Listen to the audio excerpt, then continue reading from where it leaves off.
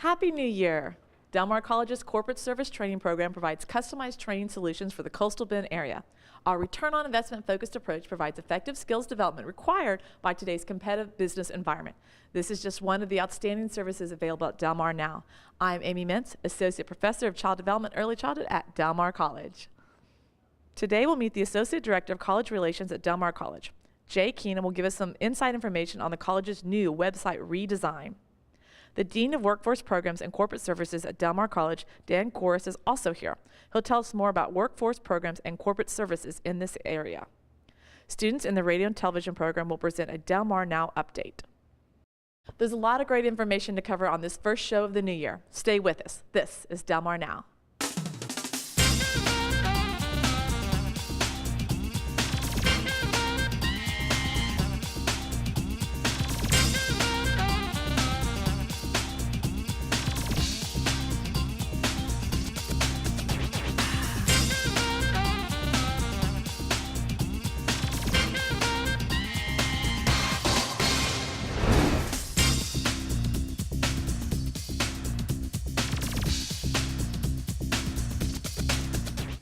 Our first guest is the Associate Director of College Relations at Del Mar College. He's been with the college for over 19 years. He holds a bachelor's degree from Texas A&M University.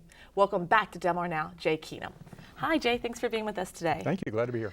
Okay, so you're in the College Relations Office. Tell us a little bit about your roles and your responsibilities, because that office does a lot of different things for the university. I'm the Associate Director of College Relations. In that role, I'm in charge of both publications, print promotions, and web content. So it's a lot of different duties and a lot of different hats. In this particular project for website redesign, I'm chairing the website redesign task force, which is composed of staff from college relations, information technology, and also student enrollment downstairs. So, and that's the core group that's heading up their website redesign. But we work with the different departments as we need to. Okay, so I mean, you know, the college websites are huge. I mean, I know when I was applying for college, that's the first thing you go to. You just look and peruse through to see what programs they have, and you get almost kind of got a feel for campus life just from the websites. So it really tells a lot about the institution. So it's the first and kind of lasting impression that you know people get of Del Mar College. So in 3 words, could you describe the new website redesign? Responsive, easy, and fresh. I'd like to use the word fresh. Okay. You touched on it there, and what you were just saying is that it is really the front door for the college. It introduces the college to the world, and this new redesign will have a very strong recruitment focus. We're really gearing toward the incoming student and introducing the college to that person. So while not ignoring the other roles the website plays, that's really the focus. So it'll have a lot more to show off as far as photography for the college, video. There are a lot more components for video, and the new content management system that we're using offers a lot more flexibility in types of content that you can add to the site. So it'll be a lot easier to keep it up to date, fresh. And as far as responsiveness, the site will now be responsive to mobile devices. The current site that we have right now isn't very responsive. If you're looking at it on a cell phone or an iPad or something like that, it will not conform to the device you're using. The new site will have that quality, and among other things. There's that easy part right there. I mean, that's what everyone's wanting to do is mobile access. So that's definitely going to be helpful for current students, especially as they're on campus. Oh, I need to check this. I need to do this. And let me remind me about this. Right. Part of making it easy is that we're trying to give people a lot more ways to navigate the site and find information. We've been sort of haphazard about doing that in the past. We've been trying to ask folks who visit the website to find information the way we at the college tend to think about it and organize it, but that's not how people want to do it. So we're trying to give folks a lot of different doorways to get to a piece of information rather than just the one doorway that we'd like them to go through. Right, okay. So, is this website going into effect soon, or is it going to be piloted, or should people just expect it to be radically redesigned one day when they wake up? We just got in our new templates. These are basically the look and feel, the basic framework of the site from a firm called Beacon that we were working with over the past year or so. And now we're at that phase. And we're at the phase where we're going to start moving content from the old site into the new templates. And we're going to start that work with the spring semester, work through the spring semester on that.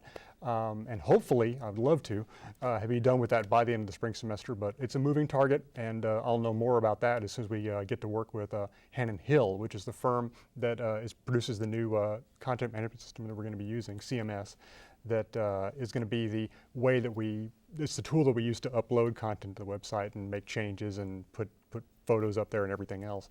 So as we start our meetings with Hannon Hill and get a feel for their timeline, then we'll have a better answer to that question. Okay.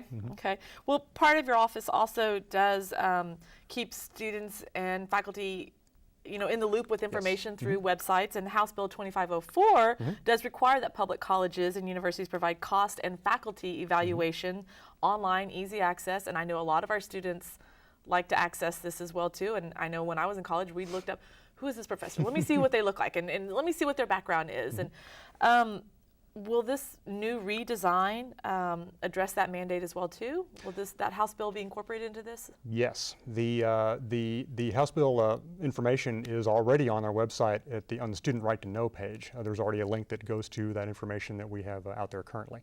But we're always reviewing best practices as to how to put that information forward, and we'll be keeping that in mind as we move forward in the new templates. So that, like everything else we're doing with the site, is under constant review, and we'll look for ways to present that in a mobile-friendly format and go along with the theme of the site. Okay, okay. Well, crisis management, that's also something else that your office manages or deals with, the responsibility. A lot of hats. Yes, definitely. In the event of an emergency, active shooter, I know there's been a lot of talk about that, recently even in the news nationwide. Will the new website provide up-to-date information about any crisis that might be happening on campus or nearby campus? When we were working with Beacon, one of the things that we stipulated was we want to have some way to do exactly that, which is to provide emergency notices on the main website in an impossible to miss manner.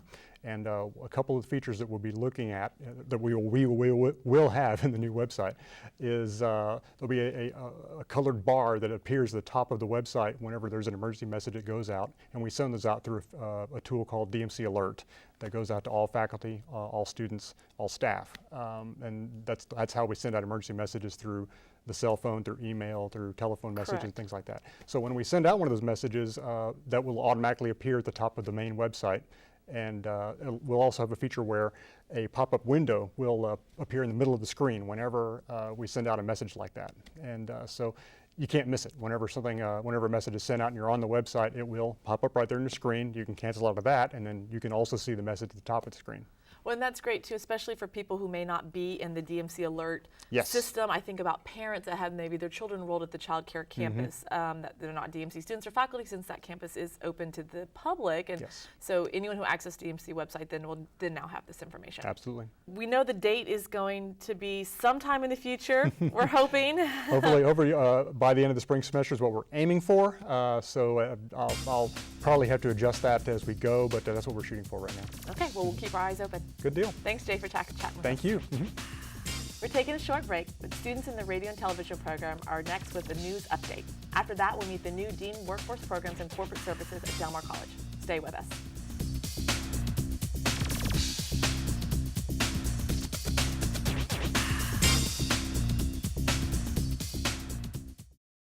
Quit dreaming of a better job. Go get it.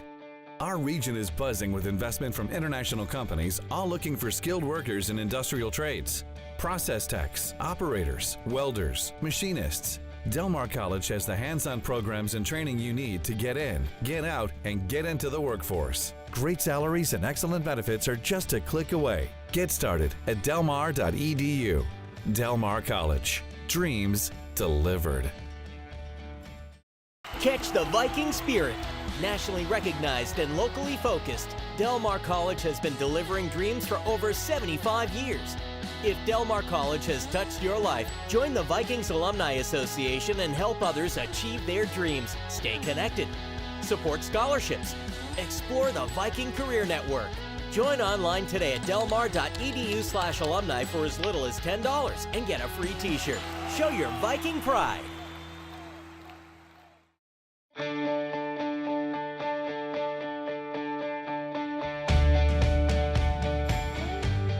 I used to dream. I was finishing my high school diploma so I could earn a college degree and launch my career. Today, I am. Go from I dream to I am. Del Mar College offers GED high school equivalency classes free throughout the Coastal Bend. Del Mar College. Dreams delivered.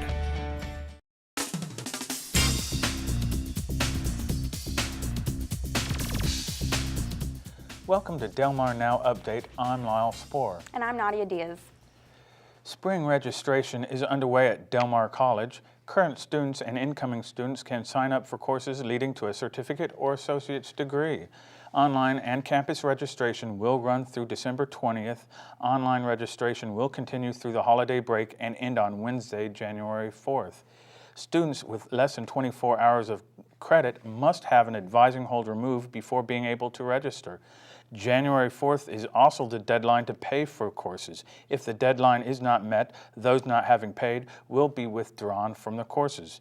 Classes begin January 17th. Individuals with questions may contact the Student Enrollment Center at 698-1290. And additional information is available online at www.delmar.edu. Nearly 150 students recently graduated with a GED certificate. The determination to gain a high school diploma or its equivalent was an inspiration to the students. The students completed Del Mar College's Department of College and Career Adult Education program, and a ceremony was held November 3rd in Selena Auditorium with 64 students walking the stage. A Del Mar College Science, Technology, Engineering, and Mathematics advisor, Leticia Wilson, gave the keynote address. The College and Career Adult Education program provides developmental education to students ineligible or unprepared for college credit courses. Veterans Day was observed on the campus of Del Mar College by honoring the men and women who served their country. The college's Veterans Center recognizes those students who are veterans with a year-round motto, proudly serving those who served with pride. The director of the Veterans Center, Tammy McAuliffe, says military service members, as well as their families, are vital to Del Mar College's mission. She says Del Mar's mission is to provide access to quality education, workforce preparation, and lifelong learning. Del Mar College has adopted a military community covenant pledging support for students who have served. Nearly 15% of the college's enrollment consists of veterans or dependents of veterans receiving benefits. That translates to about 1,400 students. Scholarships can be life-changing for students. Numerous scholarship winners had an opportunity in mid-November to share stories and thank donors who supported scholarships at Del Mar College. The face-to-face activity was the annual scholarship reception hosted by the DMC Foundation. The current academic year saw 215 scholarships awarded. There were 37 students in attendance at the event, and the Development/Foundation Office oversees the scholarship awarded. Over $1 million have been awarded to the students. To learn more about scholarships, contact the DMC Foundation. Or by going to www.delmar.edu/scholarships. At Del Mar College, Board of Regents has been appointed to a state-level committee. Board Chair Trey McCampbell was appointed to the Financial Literary Advisory Committee of the Texas Higher Education Coordinating Board. The advisory group is to recommend better options for students and their parents to finance successful college careers. The group is in response to the high level of student debt in the United States. It is estimated student debt totals nearly $1.2 trillion. The advisory committee is part of the effort to have 60% of young Texas adults to have higher education credentials by 2030. The effort is titled 60 by 30 TX. McCampbell has been a regent since 2004 and board chair since 2009. The second annual Day of Women Symposium was held earlier this semester on the campus of Del Mar College. The first event took place in March 2015 with former First Lady Laura Bush speaking to guests. Bush spoke about women's health and was also present to raise funds for the Laura Bush Institute for Women's Health with the Texas Tech Health Science Center.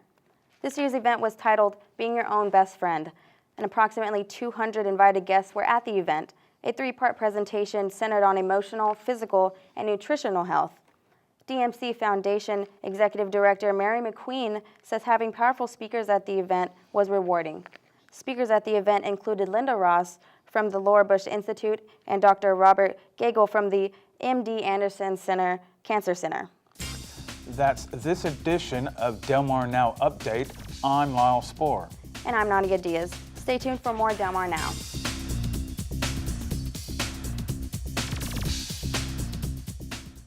Employers are actively seeking Del Mar College graduates. Why? Because we have the programs and the passion to help students succeed. A degree in natural sciences can pave the way to a rewarding career in biology, biotechnology, or chemistry, even pre-med. Lab techs, geographers, surveyors. With the right skills, you can enter the workforce in no time with a 2-year degree. Or looking to transfer? Let us be your affordable path to a 4-year degree. Get started at delmar.edu. Del Mar College. Dreams delivered.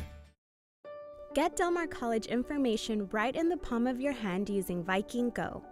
Viking Go is Del Mar College's mobile app full of useful college information you can access on your cell phone or tablet. Choose from 13 active modules from the menu. You can even access Del Mar College social media feeds. Viking Go is available on Google Play and the Apple App Store for your phones and tablets. Stay on the go with Viking Go.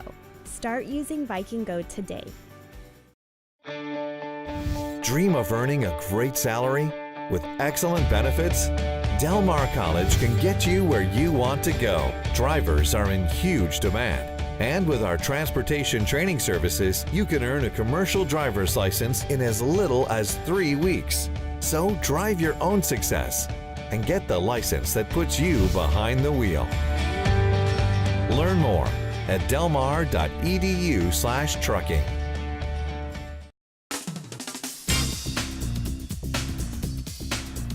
For more information about Del Mar Now, log on to www.delmar.edu/now. If you have questions, comments, or suggestions to help us improve Del Mar Now, send an email to now@delmar.edu.